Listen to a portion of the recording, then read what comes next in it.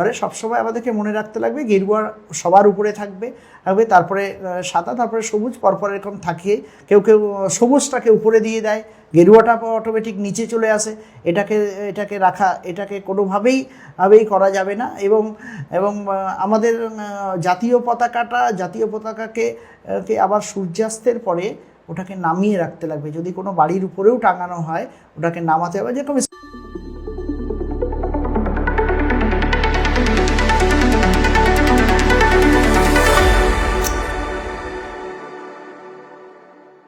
আজ আমরা স্টুডিওতে পেয়েছি রায়গঞ্জের একটি বড় প্রাথমিক বিদ্যালয়ের ভারপ্রাপ্ত প্রধান শিক্ষক গৌরাঙ্গ চৌহান মহাশয়কে। নমস্কার।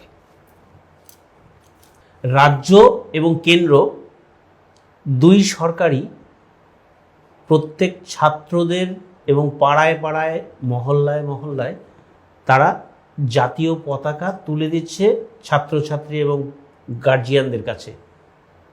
আপনি একটা স্কুলের ভারপ্রাপ্ত প্রধান শিক্ষক, এই বিষয়টাকে আপনি কিভাবে দেখছেন? এটা খুবই ভালো দিক এবং রাজ্য এবং কেন্দ্র সরকারকে আমরা সাধুবাদ জানাই।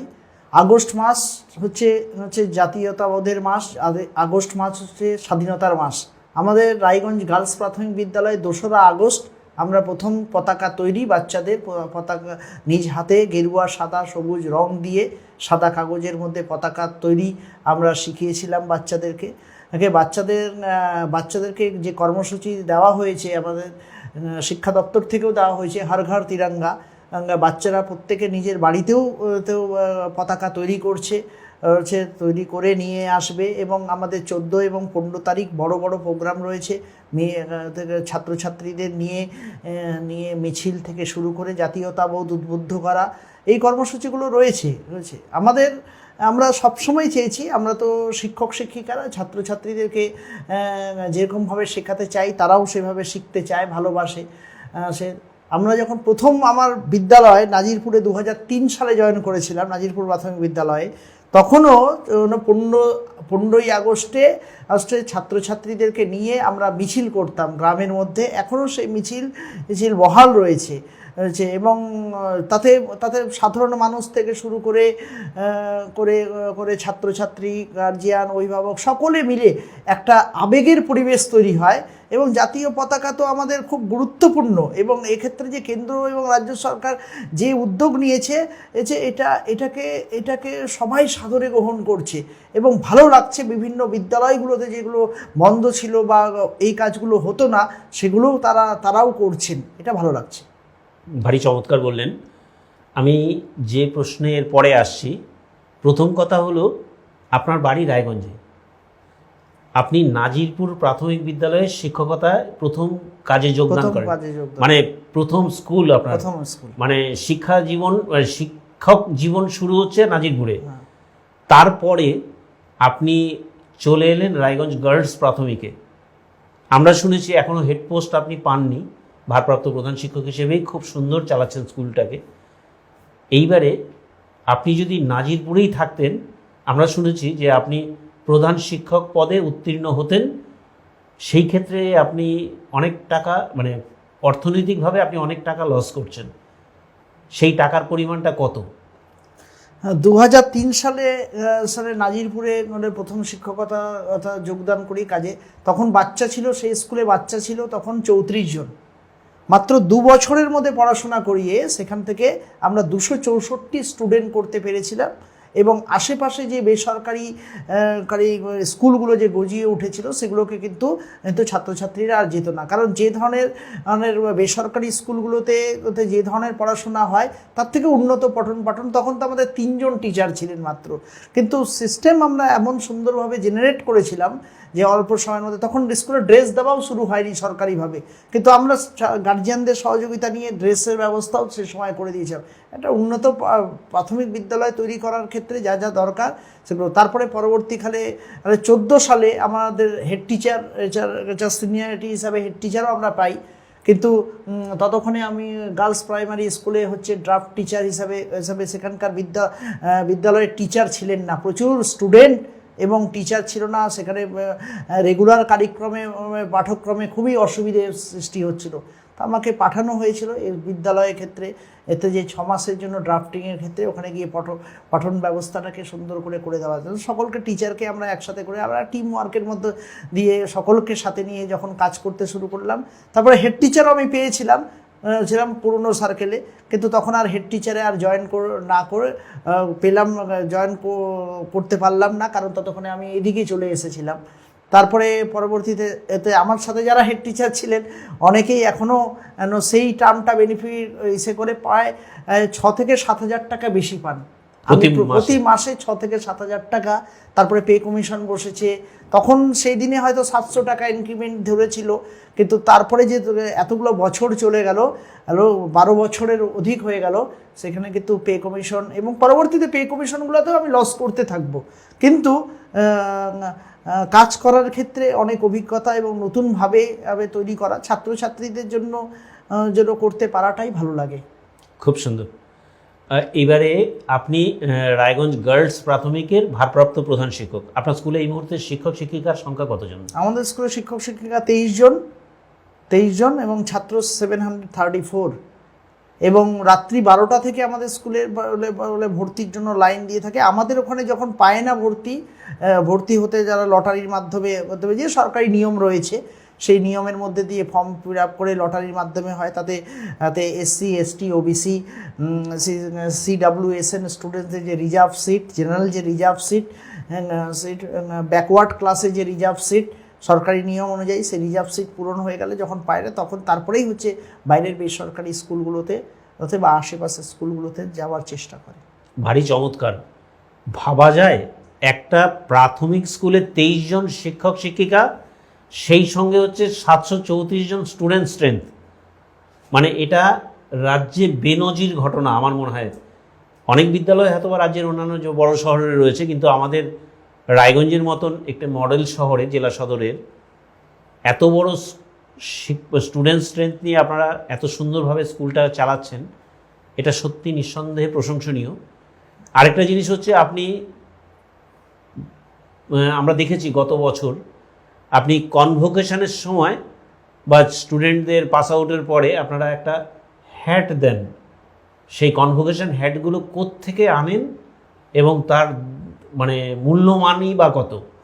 গ্র্যাজুয়েশন সেরেমনি আমাদের উত্তর দিনাজপুর জেলা নয়, ওয়েস্ট বেঙ্গলের মধ্যে প্রাইমারি স্কুলগুলোকে ক্ষেত্রে আমরাই প্রথম এটাকে চালু করেছিলাম। আমরা চাই আমরা 2019 সালে প্রথম ডিজিটাল ক্লাসরুম ইনাগুরেশন করি। ডিজিটাল ক্লাসরুমে পড়াশোনা তখন ওয়েস্ট বেঙ্গলে বা উত্তর দিনাজপুর জেলায় কোথাও শুরু হয়নি। তো প্রথম আমরা জানি যে আগামী দিনে হয়তো AI মাধ্যমে এডুকেশন আসবে, অনলাইন, তারপরেই করোনা চলে আসে, অনলাইন এডুকেশন খুব জরুরি হয়ে পড়ে, সেই সময়টাতেই আমাদের এটাকে করা। তো তারপরে আবার গ্র্যাজুয়েশন সেরেমনি বিদ্যালয়কে নতুনভাবে সাজাতে না পারলে আজকের দিনে যেভাবে করে বেসরকারি মার্কেট এবং বেসরকারির দিকে ছাত্রছাত্রীদেরকে চলে যাচ্ছে, বেসরকারি বিদ্যালয়ের প্রতি মানুষের আস্থা বেড়ে যাচ্ছে সেক্ষেত্রে কিন্তু সরকারি প্রাথমিক বিদ্যালয়গুলোকে ভালো করে যদি সাজানো না যায়, এটা আমরা উপলব্ধি করেছিলাম, এবং নিত্য নতুন জিনিস দিয়ে যদি তৈরি করা না যায়, ইনোভেটিভ লার্নিং যদি না আনা যায়, তাহলে সরকারি বিদ্যালয়ে ছাত্র সংখ্যা থাকবে না। যার ফলেই আজকে দেখা যাচ্ছে যে সরকারি বিদ্যালয়ে ছাত্র সংখ্যা ভর্তি কম হতে হতে আজকে সারপ্লাস টিচার হচ্ছে আজকে স্কুল ক্লোজিংয়ের দিকে চলে যাচ্ছে। প্রতি বছর স্কুল বন্ধ হচ্ছে, সরকারি প্রতিষ্ঠানগুলো বন্ধ হয়ে যাওয়া মানে সেখানে ভ্যাকেন্সি কমে যাওয়া, এবং সরকারি প্রতিষ্ঠানগুলোকে বাঁচিয়ে রাখতে লাগবে। এটাকে মূল কারিগরি হচ্ছে আমাদেরকে টিচারদেরকে এটাতে খুব গুরুত্বভাবে এটাকে কাজ করতে লাগবে। ছাত্রছাত্রীদের পঠন পাঠনের মানটাকে বেসরকারি স্কুলের থেকেও বেশি করে তুলে ধরতে লাগবে। যদি আমরা তুলে ধরতে পারি, আর আমাদের মধ্যে স্কিলফুল টিচার সরকারি স্কুলেই রয়েছে, তো আমাদেরকে খালি কাজে লাগাতে লাগবে। সেই মেশিনারি যদি আমরা কাজে লাগাতে পারি, তাহলে প্রতিটা বিদ্যালয়, শুধু গার্লস প্রাইমারি নয়, প্রতিটি বিদ্যালয়ে 700-র উপরে স্টুডেন্ট আজকের ডেটে হবে। ভারী চমৎকার। আমার মনে হয় আপনি একটা ইনস্ট্যান্স তৈরি করেছেন, এবং আপনার মাধ্যমে বাকি শিক্ষক শিক্ষিকারা যদি খানিকটা এই সমস্ত জ্ঞানগুলো নিতে পারেন, যদিও প্রত্যেকের জ্ঞান রয়েছে। আমি বলতে চাইছি যে আপনি যেভাবে মানে আধুনিক শিক্ষা দিয়ে আপনি যে ব্যবস্থাটা করেছেন, সেই সঙ্গে বাংলা মাধ্যম স্কুলেও আপনার স্কুলে 700-র ওপরে 734 জন ছাত্রছাত্রী রয়েছে, এবং আপনার স্কুলে বলছেন যে রাত 12টা থেকে লাইন দিয়ে থাকে অভিভাবিকেরা যাতে সুযোগ পান, মানে তার ছেলেমেয়েরা যাতে ভর্তির সুযোগ পায়। এই ক্ষেত্রে আমি বলবো যে আপনার কি মনে হয় না যে সরকারিভাবে আপনাকে কাজে লাগানো উচিত, মানে মূল্যায়ন করা উচিত আপনাকে নিয়ে? এই ব্যাপারে কি বলবেন? এটাতে আগের সরকারও সেভাবে করে করে মানে কাজে লাগাতে পারি নাই, নাহলে আমরা অনেক বিদ্যালয়ে আমি কাজ করতে পারতাম। অনেক বিদ্যালয়ের ক্ষেত্রে এতে বর্তমান সরকার কী চিন্তাভাবনা করবে সেটা তো ওনাদেরই বিষয়, কিন্তু ছাত্রছাত্রী, শিক্ষক শিক্ষিকা এবং বিদ্যালয়গুলোর সরকারি বিদ্যালয়গুলির উন্নতিতে আমার লেখা একটি বইও, how to increase students in government schools, এই বইটি আমরা পাবলিশ করেছি। সেটা জেলা বইমেলাতে পাবলিশ হয়েছিল, তারপরে পরবর্তীতে এতে ছাত্র স্কুলগুলোতে PDF আকারে আমি দিয়ে দিয়েছি। এতে কিছু কিছু ওর মধ্যে যে 8টা-10টা পদ্ধতি বলা আছে, যে পদ্ধতিগুলো ইমপ্লিমেন্ট করে আমি শুধু সরকারি গার্লস প্রাইমারি স্কুলে বৃদ্ধি করতে পারিনি। আমরা কিন্তু নাজিরপুরের মতো একটা প্রত্যন্ত গ্রামে, ব্যাকওয়ার্ড ক্লাস গ্রাম, 2003 সাল, যেখানে মানুষ কিন্তু একবেলা খেত, একবেলা বাড়িতে রান্না হতো, বিলো প্রভার্টি এরিয়া ছিল, মানে সেখানকার শ্রমিক কৃষক মানুষরা সবাই চলে যেত দিনের বেলা কাজ করতে, রাত্রেবেলা বাড়িতে একবেলা রান্না হতো। সেই বাড়িতে যখন ছেঁড়া জামা কাপড় এসেছিল, মানে একটা ড্রেস জামা ঠিকমতো পরে আসতে পারতো না, প্রত্যেকে খালি পায়ে থাকতো। সেই সময়ও আমরা 34টা বাচ্চা থেকে 264টা বাচ্চা মাত্র 2003-এ জয়েন করে 2005-এ পৌঁছে দিতে পেরেছিলাম। হ্যাঁ, এটা 34 থেকে 264 যে জাম্প, যে সেই সময়টাতে তখন মানুষ অত পড়াশোনাই করতে চাইতো না, পড়াশোনার দিকে ছিল না, সেই জায়গা থেকে আমরা পৌঁছে গেছি। বেসরকারি স্কুলের দিকে তখন গ্রো করছে সেই জায়গা থেকে। তাহলে how to increase students in government schools, এটা বইটা PDF আকারে প্রত্যেককে দেওয়া আছে, কিন্তু সকলকে আমাদেরকে ঐক্যবদ্ধভাবে আমরা যদি বিভিন্ন স্কুলগুলোতে এটাতে কাজ করি, আমাদের safe government schools and education নিয়ে একটা NGO মাধ্যমেও আমরা এটার উপরে কাজ করছি, যাতে যে সমস্ত স্কুলগুলোতে ছাত্রছাত্রী কমে যাচ্ছে, স্কুল ক্লোজিংয়ের দিকে যাচ্ছে, সেই স্কুলগুলোকে কি করে পুনরুদ্ধার করা যায় বা বাঁচানো যায়, তার জন্য অন্য কিছু আইডিয়াসগুলো দেওয়া হয়েছে। সেগুলোতে স্টুডেন্ট তো বাড়বে, যদি নাও বাড়ে তাহলে অঙ্গনওয়াড়িকে সেখানে ইমপ্লিমেন্টেশন করে, বা আমাদের এখনকার তো লাইফ স্কিল ট্রেনিংয়ের কথা বলা হচ্ছে। বাচ্চারা ছোট বয়সে বাচ্চারা পড়াশোনা করে 9, 10, 11, 12 অবধি পড়াশোনা করে বেকারের সংখ্যা বাড়ছে। এই বেকারত্বটাকে কি করে ঘোচানো যায়, তার জন্য আমরা হাতে কলমের শিক্ষা, কাঠের কাজ হোক বা সেলাইয়ের কাজ হোক, বা মোবাইল রিপেয়ারিংয়ের কাজ হোক, বা TV রিপেয়ারিংয়ের কাজ হোক, বা AC রিপেয়ারিং কাজ, এগুলো কিন্তু স্ক্যারসিটি প্রচুর আছে। দেখবেন একটা কাঠমিস্ত্রি কিন্তু খুব সহজে পাওয়া যায় না, একটা AC মিস্ত্রি কিন্তু সহজে পাওয়া যায় না, কিন্তু এগুলো ইলেকট্রিক্যাল মিস্ত্রি পাওয়া যায়। এই জিনিসগুলো বড় হয়ে তারা বড় হয়ে কেন শিখবে? আমরা চাই যে যেখানে যে পাড়াতে স্কুলটা উঠে গেল সেই স্কুলগুলোতেও এই বৃত্তিমূলক শিক্ষা সেই এলাকার বাচ্চাদের বা আশেপাশের বাচ্চাদেরকেও যদি ছোট বয়স থেকে দেওয়া যায়, 6, 7, 8 বছর থেকে দেওয়া যায়। এটা কিন্তু চায়নাতে রয়েছে, চায়নার এডুকেশনে রয়েছে। চায়নার এডুকেশন ওই পুঁথিগত বিদ্যা নয়, শুধু পুঁথিগত বিদ্যার উপরে বেস করে যদি পড়ানো হয় বাচ্চাদেরকে, তাহলে বেকারত্বের সংখ্যা বাড়বে। তাদেরকে হাতে কলমের শিক্ষা এবং যেটা তার ফিউচার গ্রো করবে, ফিউচার তৈরি করবে, সেই শিক্ষাটাকেও কিন্তু একদম প্রাইমারি লেভেল থেকে ইমপ্লিমেন্টেশন করা উচিত, যাতে সে বড় হয়ে আর বেকার হবে না। এই জিনিসটাকে আমরা জোর দিতে চাই, কিন্তু কোন গভর্নমেন্ট কীভাবে করে নেবে বা নেবে না সেটা তো তাদের ব্যক্তিগত বিষয় বা তাদের সিদ্ধান্তের বিষয়। কিন্তু আমরা যেহেতু সরকারি কর্মচারী, আমরা সবসময় চাইব যে শিক্ষা ব্যবস্থার উন্নতি হোক, এবং সরকার যা করতে বলবে, ইমপ্লিমেন্টেশন করতে বলবে, যেভাবে করে করতে বলবে, আমরা সরকারের সাথেই গভর্নমেন্টের ফেস হয়েই আমরা কাজ করব। খুব সুন্দর। আপনারা তো বিভিন্ন জায়গায় আমরা দেখেছি, এখন যেমন সেন্সাসেও আপনারা কাজ করছেন, আপনাদের স্কুলের শিক্ষক শিক্ষিকারা কাজ করছেন, তারপরে ধরুন পাশাপাশি সমান্তরালভাবে আপনারা পড়াশুনোও চালিয়ে যাচ্ছেন। যেমন আমরা শুনলাম যে গতকাল বোধহয় আপনারা স্কুলেও ভারতবর্ষের স্বাধীনতা মানে 80তম স্বাধীনতা দিবসের জন্য আপনারা বিভিন্ন কর্মসূচি নিয়েছেন এবং করছেনও। আগামী 14 আগস্ট শুক্রবার সকাল 6:30 থেকে শিলিগুড়ি মোড় থেকে রায়গঞ্জ মিউনিসিপ্যালিটি এবং ব্লক যুব আধিকারিক যারা রয়েছেন বা জেলা যুব আধিকারিক যারা রয়েছেন, তারা মানে সরকারিভাবে বাচ্চাদের নিয়ে সমস্ত প্রোগ্রাম করছেন এবং রায়গঞ্জ মিউনিসিপ্যালিটি স্থানীয় বিধান মঞ্চে একটা আঁকা প্রতিযোগিতার আয়োজন করেছে। সেই সঙ্গে আপনি নাকি সবচাইতে বেশি স্টুডেন্ট দিয়েছেন যারা আঁকা প্রতিযোগিতায় অংশ নেবে, নাচে অংশ নেবে, এবং আঁকা প্রতিযোগিতার দুটো গ্রুপ রয়েছে, এ এবং বি গ্রুপ। সেই গ্রুপ দুটোতেও আপনি যেমন ছাত্রছাত্রীরা অংশগ্রহণের জন্য আপনি সব কাগজপত্র জমা দিয়েছেন, সেই সঙ্গে আপনি ডান্সেরও জন্যও মানে নাচের জন্যও ছাত্রছাত্রীদের মানে এগিয়ে দিয়েছেন। এই পর্যন্ত কতজন ছাত্রছাত্রীকে আপনার স্কুল থেকে এগিয়ে দিয়েছেন? না, আমাদের 14 তারিখ সকালবেলা 10টার সময় শিক্ষা দপ্তর থেকে যে মিছিল হবে আমাদের ইসে থেকে শিলিগুড়ি মোড় থেকে, সেখানে আমাদের 4 এবং 5-এর স্টুডেন্ট প্রায় 150-র মতো সেখানে উপস্থিত করানোর চেষ্টা করছি। গার্জিয়ানদের সাথে আমরা সকালবেলায় পৌঁছে দেওয়া, তো 3 কিলোমিটারের মতো হাঁটা রয়েছে, তো আমরা থাকবো সেই জায়গাটায়। আমরা এটা ছাত্রছাত্রীদের মধ্যে একটা জাতীয়তাবোধ, ঐক্যবোধ তৈরি করা, ওরা পতাকার প্রতি ভালোবাসা, গভীর শ্রদ্ধা এটা দরকার, এবং এটাতে দেশপ্রেম বাড়বে এবং দেশের প্রতি আনুগত্য বাড়বে, এবং দেশ সবার উপরে। আমাদের দেশকে রক্ষা করাটার জন্য যে সমস্ত শহীদরা প্রাণ দিয়েছিলেন তাদের প্রতি তারা শ্রদ্ধাশীল হবে, তাদেরকে জানতে পারবে, ভালোবাসতে পারবে। ক্ষুদিরাম বসুর আত্মোৎসর্গ দিবস এই 11ই আগস্ট একদিন আগে হয়েছে। যে আমরা চাই যে ওদের মধ্যে জাতীয়তাবোধ, এবং যারা ভারতবর্ষের এই স্বাধীনতার পতাকাটাকে তুলে ধরবার জন্য যারা প্রাণ দিয়েছেন ভারতের স্বাধীনতার জন্য, বাংলা থেকেই সব থেকে বেশি আমাদের শহীদ হয়েছেন, বাংলা থেকেই সব থেকে বেশি বড় জাগরণ আন্দোলন সব থেকে বেশি সংগঠিত হয়েছে। সেই বাংলা তো পিছিয়ে থাকতে পারে না। বাংলা ঘর ঘর তিরঙ্গা কর্মসূচি বাংলা সকল ছাত্রছাত্রীরা যেমন নিচ্ছে, আমাদের বিদ্যালয় থেকে আমরা চেষ্টা করছি যাতে এটাতে বেশি করে পার্টিসিপেট করে। আজকে বিধান মঞ্চে আমাদের মিউনিসিপ্যালিটি থেকে এক্সিকিউটিভ স্যারের কাছে আমরা জমা দিয়ে এসেছি, লিস্ট জমা দিয়েছি। আমরা চাই যে প্রাইজ পাওয়াটা বড় কথা নয়, অংশগ্রহণ করাটা বড় কথা। তাতে যত বেশি ছাত্রছাত্রীরা আসবে তত বেশি করতে পারবে।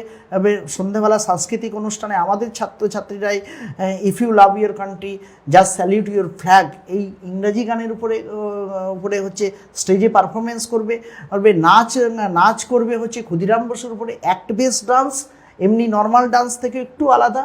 ওটা ক্ষুদিরাম বসুর সমস্ত কিছু ওখানে রিপ্রেজেন্ট করবে, তার আত্মত্যাগ থেকে শুরু করে সমস্ত কিছু এইভাবে করে ছাত্রছাত্রীদেরকে মোটিভেট করা। এবং 2রা আগস্ট আমরা যখন প্রথম করেছিলাম, আমাদের তো সরকার দিয়েছিল 9 থেকে 14 পর্যন্ত আমাদের সরকার দিয়েছে, কিন্তু আমরা 2রা আগস্ট মাস যেহেতু স্বাধীনতার মাস আমাদের কাছে, 2রা আগস্টই আমরা জাতীয় পতাকা তৈরি করে দিয়ে এবং তার থেকে মেসেজ পেয়ে অন্যান্য স্কুলগুলো আরও এগিয়ে যাচ্ছে, ছাত্রছাত্রীরা এগিয়ে যাচ্ছে, এটা আমাদের ভালো লাগছে। এই সরকার যেমন ঘরে ঘরে পতাকা বিলি করার জন্য একটা উদ্যোগ নিয়েছে, সেগুলো আপনাদের স্কুলের ছাত্রছাত্রীদের মাধ্যমে দেওয়ার জন্য সরকার বিলি করছে। যেমন আজকেও শুনেছি আমরা রায়গঞ্জ পুরসভা থেকে প্রায় 5,500 পতাকা বিভিন্ন স্কুলগুলোতে প্রায় 100 করে পতাকা বিলি করার জন্য উদ্যোগী হয়েছে এক্সিকিউটিভ অফিসার মদন মণ্ডল এবং বর্তমানে পুরো প্রশাসক যিনি রয়েছেন তথা রায়গঞ্জের মহকুমা শাসক সদর তন্ময় বন্দ্যোপাধ্যায় সাহেব, তিনিও চেষ্টা করছেন যে প্রত্যেকটা বাড়িতে বাড়িতে যেন হর ঘর তিরঙ্গা 2026টা পালিত হয়। এই ভাবনাটাকে আপনার কি মনে হচ্ছে যে এই যে বিনে পয়সায় ভারতের জাতীয় পতাকা, এমনিতে খোলা বাজারে তো পতাকা বিক্রি হচ্ছেই, গতবারের চাইতে কি এই পতাকা বিক্রির আগ্রহটা তুলনায় বেশি না কম? হ্যাঁ, নতুন সরকার এসেছে আমাদের ওয়েস্ট বেঙ্গলে। হর ঘর তিরঙ্গা কর্মসূচি গতবারও ছিল, সেন্ট্রাল থেকে ছিল, কিন্তু আমরা করেছিলাম, কিছু স্কুলগুলো করেছিলাম, কিছু বাড়িতে তো পতাকা আমরা রাখি। কিন্তু এবার নতুন গভর্নমেন্ট আসার পরে যে উদ্যোগ নেওয়া হয়েছে এটাকে সাধুবাদ জানাতেই লাগবে। আজকে এসডিও স্যার, এক্সিকিউটিভ স্যার যেভাবে করে 26টা ওয়ার্ডে সব কটাতে ওয়ার্ডে বাড়ি 100 করে দেওয়ার চেষ্টা করছেন, এটা নিঃসন্দেহে ভালো দিক। কিন্তু আমরা ছাত্রছাত্রীদেরকে যেটা শেখাচ্ছি যে ছাত্রছাত্রীরা নিজে পতাকা তৈরি করুক। বাহ। পতাকা তৈরি করতে গিয়ে সেই গেরুয়া রংটা কেন আত্মত্যাগের প্রতীক, বা সাদা রং শান্তি, বা সবুজ রং হচ্ছে হচ্ছে হচ্ছে বনানী গ্রোথের ক্ষেত্রে, বা ওর মধ্যে যে চক্র অশোক, ওখানে যে চক্রটা রয়েছে, স্পোকগুলো রয়েছে, সেটা প্রগতির প্রতীক। মানে মানে আমাদের ভারতবর্ষ হচ্ছে প্রগতিশীল ভারতবর্ষ হবে, আমাদের ভারতবর্ষ শান্তির ভারতবর্ষ হবে, আমাদের ভারতবর্ষ উন্নতির ভারতবর্ষ হবে হবে এই ভারতবর্ষকে আমরা চাই। আর আজকে যখন বাচ্চাদেরকে আমরা এনকারেজ করি যে কমনওয়েলথ গেমস কদিন আগেই হলো, আমাদের 39টা প্রাইজ পেয়েছে, যখন জাতীয় পতাকাটা নিয়ে এবং জাতীয় পতাকা নিয়ে যখন ফার্স্ট সেকেন্ড থার্ড হওয়ার পরে জাতীয় পতাকা নিয়ে আনন্দ করছে, এবং প্রাইজের সময় যখন gold medal, bronze medal, silver medal পাচ্ছে, আমাদের গোল্ড মেডেলের সময় যখন অন্যান্য দেশের পতাকার থেকে আমাদের ভারতের পতাকা উপরে হচ্ছে এবং জাতীয় সঙ্গীত জনগণ হচ্ছে, তখন মনে একটা শিহরণ জাগে। এবং ছাত্রছাত্রীদেরকে এই বিষয়গুলোকে আমরা এসে করি, জানাই, কিন্তু তার সাথে জানাই জাতীয় পতাকার প্রতি শ্রদ্ধাশীল হতে হবে। পতাকাটা শুধু এলাম এবং ডিস্ট্রিবিউট করা হলো এবং রেখে দেওয়া হলো, এটা না। পতাকাটাকে সর্বোচ্চ জায়গায় রাখতে হবে। পতাকা যেন মেঝেতে না পড়ে থাকে, জলের যেন না পড়ে থাকে, ছেঁড়া পতাকা ব্যবহার করা যাবে না, নোংরা পতাকা ব্যবহার করা যাবে না। আমাদের যেটা নিয়ম যে গাড়ির হুড বা গাড়ির ছাদেও কিন্তু পতাকা রাখা কিন্তু নিয়মসঙ্গত নয়। সকালবেলা সূর্যোদয়ের পরে পতাকা তুলতে লাগবে, সূর্যাস্তের পরে নামাতে লাগবে। এই জিনিসগুলো শিশু বয়স থেকেই ছাত্রছাত্রীদেরকে আমরা দেওয়ার চেষ্টা করছি। সাধারণ মানুষের অনেকে এটাকে করে, কিন্তু বাড়ির মধ্যে একটা দেশপ্রেম, একাত্মবোধ তৈরি হচ্ছে এই পৌরসভা থেকে বা সরকার থেকে দেওয়ার ফলে, এই কর্মসূচির ফলে একটা জাতীয়তাবোধ গড়ে উঠছে। এটা ভালো দিক। খুব সুন্দর। তো এইবারে বিভিন্ন টোটোতে, অটোতে বা বিভিন্ন যানবাহনে দেখা যাচ্ছে দেশের জাতীয় পতাকাটা টাঙিয়ে তারা ঘুরছেন। অনেক সময় আমরা দেখেছি উল্টো পতাকা টাঙানো হয়, বিভিন্ন স্কুলে অজ্ঞতাবশতই হয়। এবারে যদি আপনি আমাদের দর্শকদের উদ্দেশ্যে একটু বলেন কোন রং কোন দিকে, মানে ওপরে থাকবে এবং নিচে থাকবে। জাতীয় পতাকাকে সবসময়, আমাদের জাতীয় পতাকা সবসময় শ্রদ্ধার এবং জাতীয় পতাকার অবমাননা কোনোভাবেই যেন না হয়, সেটা আমাদেরকে দেখা উচিত। গেরুয়া থাকবে। অনেক সময় উল্টো পতাকা টাঙিয়ে দেয়, সেটাতে নিউজ হয়ে যায়, বিভিন্ন জায়গাতে দেখা যায়, বাড়িতেও যেমন দেখা যায়, কোথাও দেখা যায়। রিলস বানিয়ে দিয়ে ওটা কিন্তু মানুষের কাছে হাসির খোরাক হয়ে যায়। অন্যান্য দেশ যখন দেখে বা শুভবুদ্ধি সম্পন্ন মানুষরা দেখে, তখন এটা নিয়ে হাসি ঠাট্টা করে। সবসময় আমাদেরকে মনে রাখতে লাগবে গেরুয়া সবার উপরে থাকবে, তারপরে সাদা, তারপরে সবুজ, পরপর এরকম থাকে। কেউ সবুজটাকে উপরে দিয়ে দেয়, গেরুয়াটা অটোমেটিক নিচে চলে আসে। এটাকে কোনোভাবেই করা যাবে না। এবং আমাদের জাতীয় পতাকাকে আবার সূর্যাস্তের পরে ওটাকে নামিয়ে রাখতে লাগবে। যদি কোনো বাড়ির উপরেও টাঙানো হয়, ওটাকে নামাতে হবে। যেরকম স্কুলে আমরা করি, জাতীয় পতাকা উত্তোলনের পরে সন্ধে বা আগেই আমরা ওটাকে নামিয়ে আবার ওটাকে সুন্দর করে ভাঁজ করে ওটাকে রেখে দেওয়া হয়। যেরকম করে এটা থেকে সবথেকে বেশি জানা যায় এই বিএসএফ প্যারেড গ্রাউন্ডগুলোতে যেখানে হয়, আমাদের বিএসএফরা কত সুন্দরভাবে যারা রয়েছেন তারা কত সুন্দরভাবে সেই জাতীয় পতাকারও একটা ফোল্ড করারও একটা সুন্দর নিয়ম রয়েছে, বিধি রয়েছে। সেটাকেও দেখে নিয়ে সেরকম করে রাখাটা উচিত। এবং প্রত্যেক জনগণকে এই বিষয়ে সচেতন হওয়া উচিত। মনে রাখতে লাগবে যে আমাদেরকে এই জাতীয় পতাকা উত্তোলনের জন্য আমাদের কিন্তু 200 বছর ইংরেজদের বিরুদ্ধে আমাদেরকে লড়াই করতে হয়েছে, আমাদেরকে অত্যাচারিত, শোষিত, লাঞ্ছিত হতে হয়েছে। আমাদের দেশের ধন সম্পদ সব লুট করে নিয়ে চলে গেছে, বারবার লুট করে নিয়ে চলে গেছে। আমাদের কত শহীদদেরকে কাউকে গুলি করে মেরেছে, কাউকে ফাঁসি করেছে। আমরা তো জালিয়ানওয়ালাবাগ হত্যাকাণ্ড কখনো ভুলতে পারি না, আমরা তো সিপাহী বিদ্রোহ কখনো ভুলতে পারি না, বা আমরা ভারত ছাড়ো আন্দোলনের কথাও কখনো ভুলতে পারবো না। এই সমস্ত প্রত্যেকটা সন্ন্যাসী ফকির বিদ্রোহ, সাঁওতাল বিদ্রোহ, কৃষক বিদ্রোহ, প্রত্যেকটাই হচ্ছে রক্তের বিনিময়ে এই স্বাধীনতাটাকে, এই পতাকাটাকে উত্তোলন করতে সুভাষচন্দ্র বসু তিনি একাই সৈন্যবাহিনী তৈরি করে দিয়ে যুদ্ধ করে গেছেন ইংরেজদের বিরুদ্ধে। এটাকে কোনো দিনও ভোলা যাবে না। আমাদেরকে সবসময় মনে রাখতে, গান্ধীজির কথা আমাদেরকে স্মরণ রাখতে লাগবে যে এই পতাকাটা তোলার জন্য ভগৎ সিং, বিনয় বাদল দীনেশ, মাস্টারদা সূর্য সেন, প্রফুল্ল চাকি, কি মাতঙ্গিনী হাজরা কিভাবে করে প্রাণ দিয়েছেন। আমরা এই জাতীয় পতাকা এবং দেশপ্রেমের জন্য রবীন্দ্রনাথ, বিবেকানন্দ, ঋষি অরবিন্দ প্রত্যেকে থেকে সমানভাবে এটাকে সংগঠিত করতে পারছিলেন বলে আজকে আমরা পেয়েছি। এটাকে রক্ষা করা, এটাকে কোনো দেশ বিদেশি শত্রুর হাত থেকে ভারতবর্ষকে রক্ষা করতে লাগবে প্রতি মুহূর্তে। জাতীয় পতাকা যেন সবার উপরে থাকে এবং জাতীয় পতাকা যতদিন থাকবে ততদিন ভারতবর্ষের গৌরব অব্যাহত থাকবে। যেদিন আমাদের এই পতাকাটা আবার যেদিন পরাধীন হয়ে যাবে, আমাদের গৌরবগুলো, ভারতবর্ষের গৌরবগুলো সব হারিয়ে যাবে। তাহলে সেই গৌরব যাতে না হারিয়ে যায় সেই জন্য জাতীয় পতাকাটাকে সবসময় মর্যাদার সাথে রাখতে লাগবে। দেশের অখণ্ডতা রক্ষা করতে হবে এবং বিদেশি শত্রু যারা বাইরে থেকে এসে প্রতি মুহূর্তে কেউ থ্রেট দিচ্ছে বা সেই ভয় দেখাচ্ছে বা দখল করে নিতে চাচ্ছে, তাদের বিরুদ্ধে আমাদেরকে ঐক্যবদ্ধ থাকতে লাগবে। এবং আমরা ছাত্রছাত্রীদেরকে প্রেয়ার হলেই শেখাই যে দেশের জন্য সবসময় আত্মনিবেদন করা, দেশের কাজের জন্য, দেশের জন্য যখন প্রয়োজন পড়বে আমাদেরকে দেশের কাজই আগে, দেশ সবার আগে। অসাধারণ বক্তব্য রাখলেন আমাদের রায়গঞ্জ গার্লস প্রাথমিক বিদ্যালয়ের ভারপ্রাপ্ত প্রধান শিক্ষক গৌরাঙ্গ চৌহান মহাশয়। তিনি যেমন বললেন যে ভারতবর্ষের বিভিন্ন বিএসএফ ক্যাম্প বা পুলিশ কার্যালয়, যেমন রায়গঞ্জের ৪র্থ সশস্ত্র আরক্ষা বাহিনীতে প্রতিদিন কখন পতাকা উত্তোলিত হবে, কখন পতাকা অর্ধনমিত রাখা হবে, পতাকাকে নামিয়ে ভাঁজ করে রাখা হবে। রায়গঞ্জের ৪র্থ সশস্ত্র আরক্ষা বাহিনীতে 1966 সাল থেকে করে আসা হচ্ছে। ঠিক তেমনি রায়গঞ্জের কর্ণজোড়ার অফিস পাড়ায় পুলিশ লাইন রয়েছে, রায়গঞ্জ পিডি বলছে বা ইসলামপুর পিডি রয়েছে, বা সারা ভারতবর্ষের যতগুলো জেলা রয়েছে প্রত্যেকটা জেলাতেই বা বিভিন্ন বিএসএফ ক্যাম্পগুলিতে এই পতাকাগুলো মানে সময়ে তোলা হয়, সময়ে নামিয়ে রাখা হয়। ঠিক তেমনি আমরা আমাদের দর্শকদের উদ্দেশ্যে বলতে চাই, গৌরাঙ্গ চৌহান মহাশয় যে কথাগুলো বলেছেন সেই কথাগুলো যদি ঠিকঠাক মেনে চলে, অভিভাবিকা থেকে শুরু করে তার ছাত্রছাত্রীরা, তাহলে তারা প্রকৃত মানুষ যেমন হতে পারবে, তেমনি আগামী দিনের ভবিষ্যৎ হচ্ছে ছাত্রছাত্রীরা। আর এই মানুষ গড়ার কারিগরদের মধ্যে একজন গৌরাঙ্গ চৌহান যে কথাগুলো বললেন, আমরা যদি ঠিকঠাক চলতে পারি তাহলে আমাদের ছাত্রছাত্রীরা বা আমাদের উত্তরসূরিরা যেমন দেশপ্রেম জাগাতে পারবেন, ঠিক তেমনি দেশকে ঐক্যবদ্ধ রাখারও একটা সুযোগ থাকবে। ভালো থাকবেন, সুস্থ থাকবেন সকলেই। নমস্কার।